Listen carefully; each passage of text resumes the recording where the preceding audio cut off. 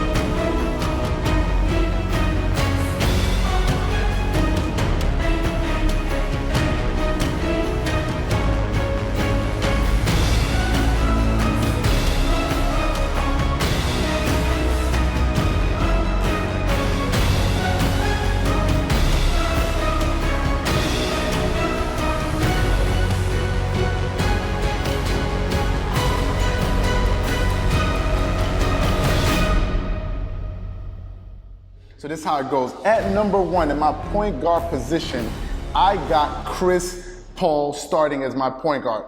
Now, what makes Chris Paul so great? First of all, is his ability to run an offense. He is one of the greatest generals as far as being a point guard in the history of the NBA.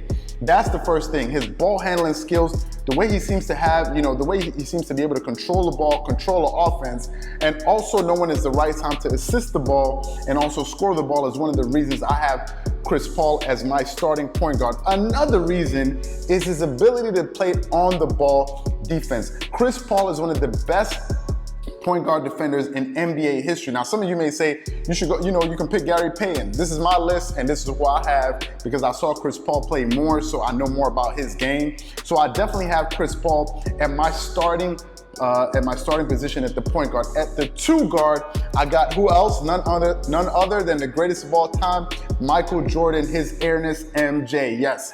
Michael Jordan will be my two guard for sure, because who else would you pick against over him at the two spot? First reason I have MJ, he's the most clutch player of all time, one of the most, competitive basketball players of all time. He is definitely an assassin. He was so competitive that he would actually seek out different ways to hype himself up and make up stories and different, storylines about other players to go into a game just to give it to you on the court. Michael Jordan's mid-range game was one of the best of all time. He was an amazing passer. When he was playing, he was the best post player in the NBA, right up there with another player that I have on my starting five as well. Also, MJ's ability to play long minutes because of the way he kept himself in great condition. Apart from all the other things that he was doing off the court, he still kept himself in tip-top shape to be able to go out there and perform. The way he increases his performance throughout the playoffs as he becomes more clutch, as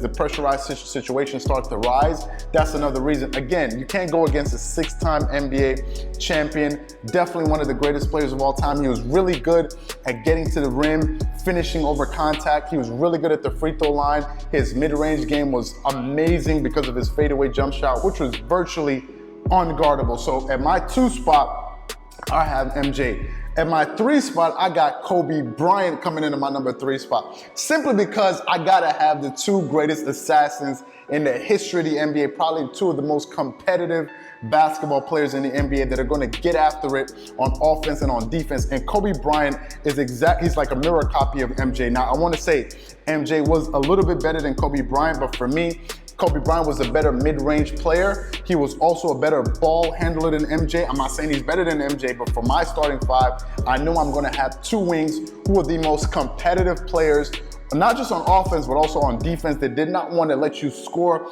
that would demoralize you, but that will also strike fear in the heart of the opponents that they were going up against. Kobe was a slightly better three-point shooter. Now he is more of a volume shooter than MJ, so he'll probably take more shots. But I think him and MJ would work really well on the wings with Chris Paul, being the attack point of our defense. At the fourth spot, now a lot of people may be thinking I'll go with Tim Duncan, but I got Kevin Garnett. Now let me just first of all say Kevin Garnett was an NBA League MVP. He's one of the most competitive and tenacious players of all time.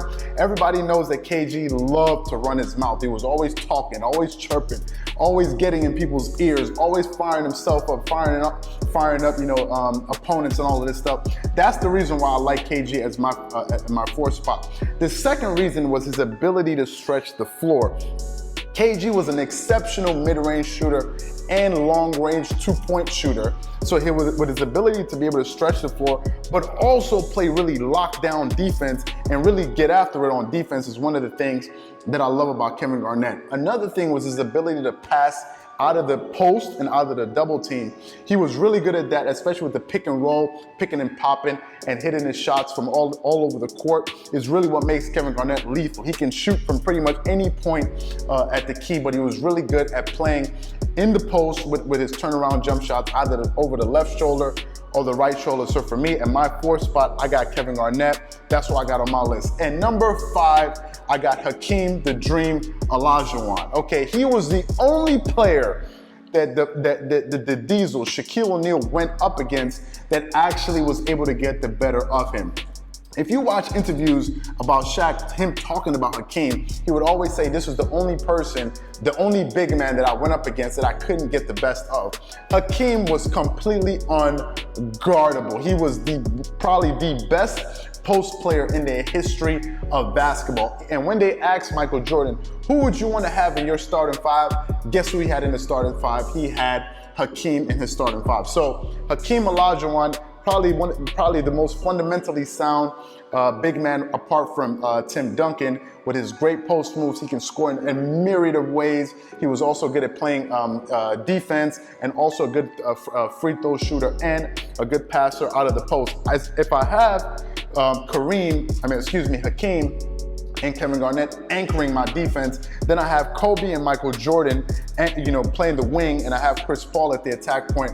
I think my starting 5 could do well against any other starting 5 in the history of the NBA. So this is my starting 5. So what I want to know from you guys is, do you agree with my starting 5, and who would you have in your starting 5 of all time? Let me know who these players would be in the comment section below. Again, if you enjoyed the video, don't forget to hit the like button and subscribe to the channel, and I'll definitely catch you guys on the next episode. This is Charles here from Dreamers Pro, wishing you guys a great day. Peace.